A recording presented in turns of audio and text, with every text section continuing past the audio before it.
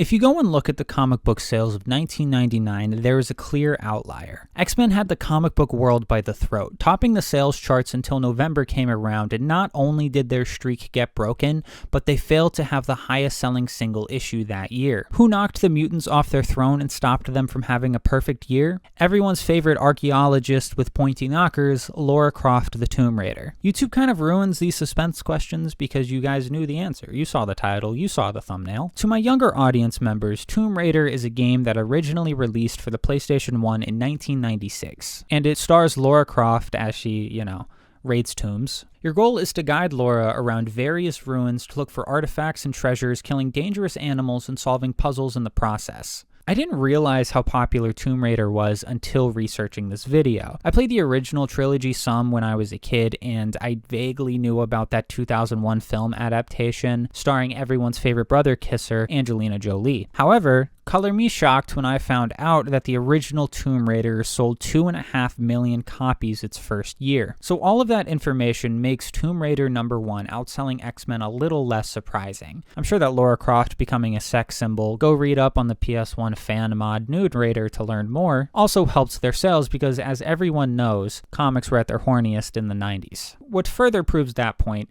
not that I need to, is that if you go back a year to 1998 and look at the highest selling comics, we yet again see Lara Croft. However, she isn't by herself. She's crossed over with Witchblade for her first comic appearance, and they're only at the #2 spot. Who's at #1? Fathom. I don't know anything about Fathom. Does anyone remember Fathom? Is it worth checking out? It just looks like Gooner bait. These sales numbers are really the only way to figure out the reception the comic had at the time. The following year, 2000, Tomb Raider went from being the highest selling comic to being all the way down to the 74th spot. Then in 2001, it didn't even break the top 100, so needless to say, it wasn't received well. When looking into what people think of them today, most people think that the comics are just kind of okay. You do have Dan Jurgens kicking off the series as writer for the first 9 or 10 issues, who was arguably his biggest at this time, with the death of Superman coming out a few years prior. I actually have that signed right there. So to that guy that commented that I don't even read comic books, I hope that proves my point that I do. While I've seen a few people stand by the art and sing its praises, I have to disagree. I don't think it's the worst art I've ever seen, but at its best, it's just kind of okay, and then at its worst, it's a product of its time, which is not a compliment. The series lasted from 1999 to 2005 with 50 issues, as well as an issue 0 and an issue 1/2. From what I've gathered, the only issues worth reading are the Dan Jurgens ones, and even then most people just think they're decent. Also, I wanted to mention that Dark Horse released other Tomb Raider comics, which made these not canon anymore. Some say those are worth reading, but we will not be talking about those, only the 1999 volume. We're starting the series off with issue number 0 because this was the 90s and that was the cool thing to do. Be warned, this issue is honestly kind of confusing. I think I kind of know what happens. I've read it a handful of times, but I really couldn't be sure. I tried to give the most important information as I could, but if you're confused, we're in the same boat. But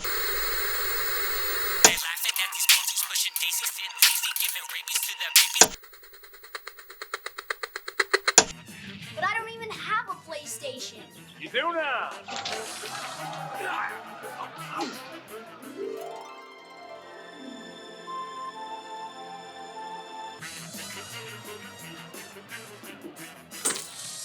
Mom know about this? Who? PlayStation.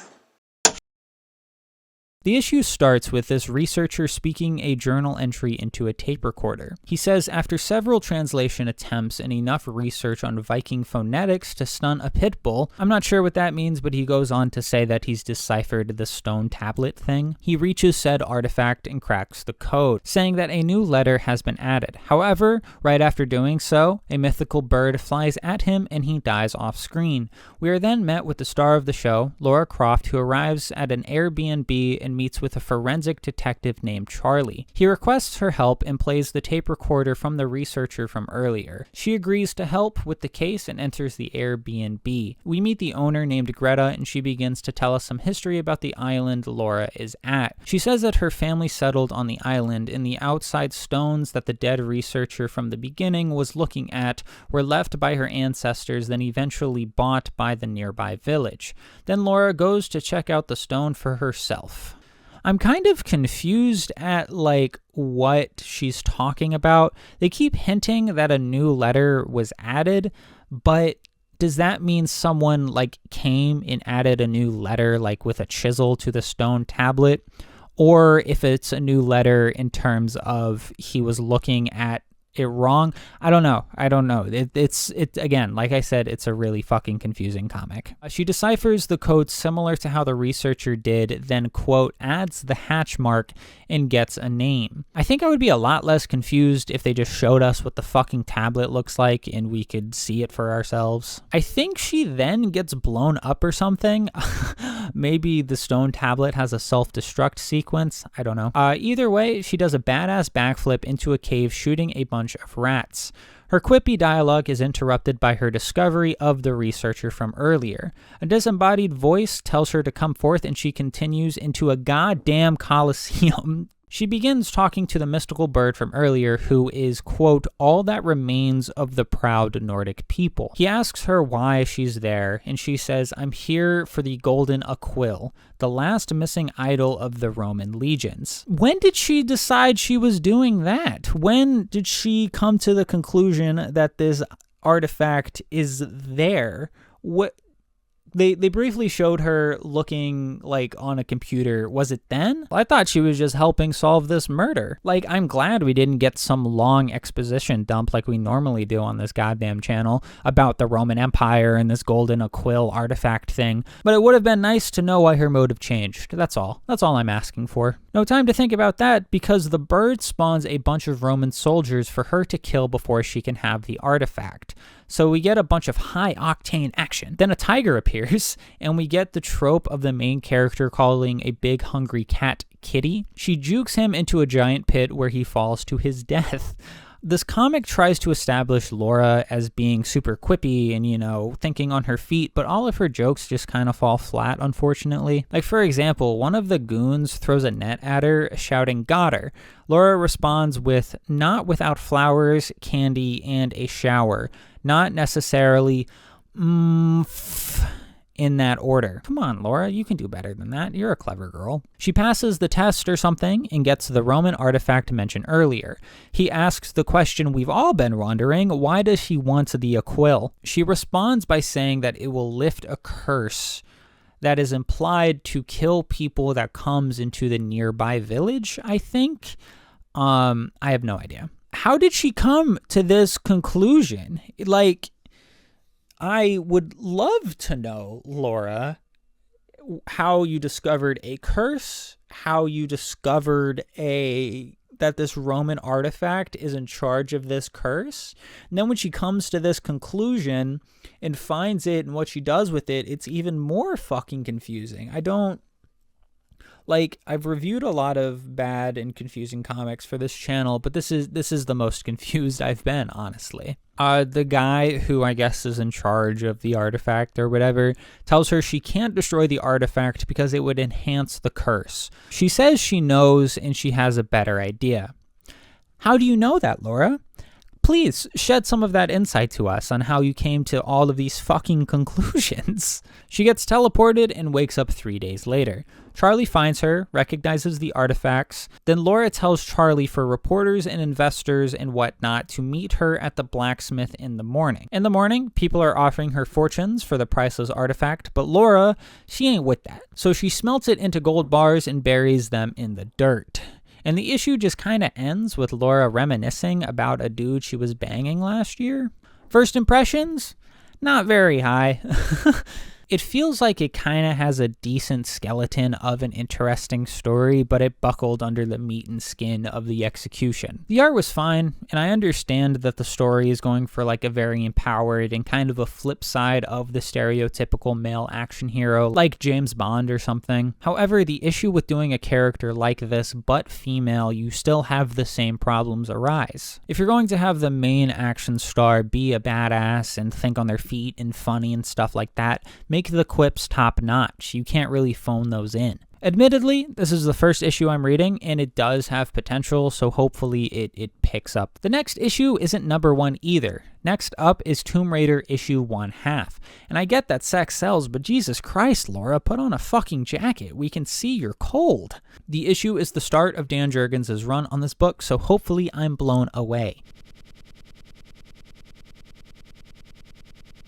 We begin with Laura climbing up an icy cliff. She then breaks her way through the side of the mountain, finding the treasure she was looking for. She is then interrupted by gunfire of a plane firing overhead. We then see a flashback of her in school being reprimanded by her teacher about her grades. Her teacher says they are considering expulsion, but she responds like a total asshole. She smugly responds that they would never do such a thing because of the massive donations that her father gives them every year. Like I said at the beginning, I clearly don't know much about Lara Croft, but I never got the impression that she was some smug, rich, entitled brat. This is the second issue, technically 1/2, but you know what I'm saying, and she is a teenager in this flashback, so maybe she has some sort of character arc where she learns that, like, you can't be a bitch to people.